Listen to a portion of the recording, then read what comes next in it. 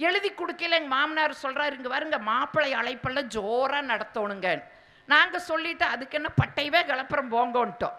போயிட்டுங்க கல்யாணத்தன்னைக்கு மாப்பிள்ளை வருது.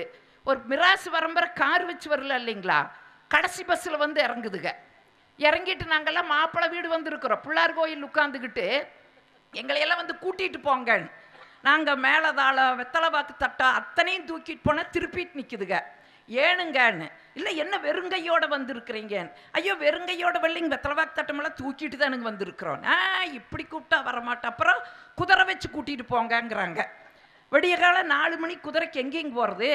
எங்கள் ஊரில் சுல்தான் பாயின்னு ஒரு பாய் இருக்கிறாரு. அவர் குதிரை இருக்குது, வண்டி இருக்குது. குதிரைக்கு புல்லும் கிடையாது, கொள்ளும் கிடையாது. ஏன்னா அவர் குடும்பமே கிடையாது. அவர் அந்த வைக்கிப்பிள்ளை போட்டு நல்லா படுத்து தூங்கிடுவார். அந்த குதிரை அம்பாள் தேட்டரு, ராதாராணி தேட்டரு 2 தேட்டர் இருக்குதுங்க. அதில் ஒட்டிக்கிற போஸ்டர்லாம் தின்னு நோஞ்சானா கிடக்குது. திருச்சி NH ரோடுங்களா, ஒரு நேரம் லாரிக்காரன் வந்து ஒரு காலை உரசி விட்டுட்டு போயிட்டேன்.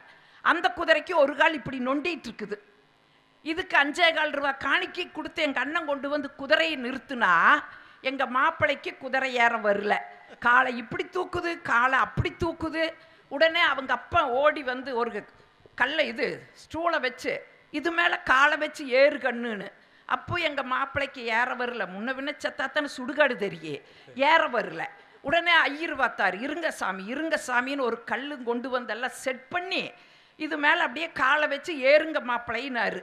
இவர் ஏற போனார். இவங்க தான் மாப்பிள்ளை அழைப்பெல்லாம் ஜோராக நடத்த சொல்லியிருக்காங்கல்ல. ஒரு 50 அடியில் வேட்டு வைக்கிறவன் வேட்டை வச்சுட்டேன். இன்னொரு 50 அடியில் மத்தாளம் அடிக்கிறவன் டொம்டக்கான்னு அடிச்சுட்டா. குதிரை ஓடி போயிடுச்சு. தூக்குன காலோட எங்கள் மாப்பிள்ளை கல் மேலே உளுந்து இடுப்பு கழுந்து போயிடுச்சு. நான் கனவு கண்டுட்டு இருக்கிறேன். அவர் பிருத்திவிராஜ, நான் ராணி சமயுக்த.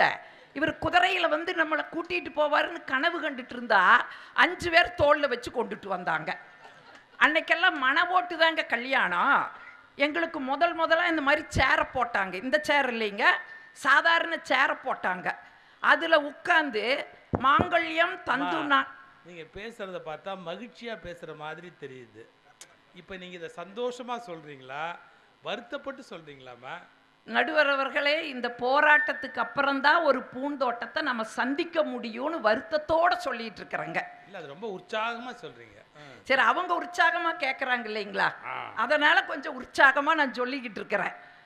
இந்த சேரை போட்டாங்க. மாங்கல்யம் தந்து நானே அப்படின்னு சொல்லும் பொழுது மாப்பிள்ளை எந்திரிச்சு தாலி கட்டணும். இப்போ என் மாப்பிள்ளைக்கு தான் எந்திரிக்க முடியாது.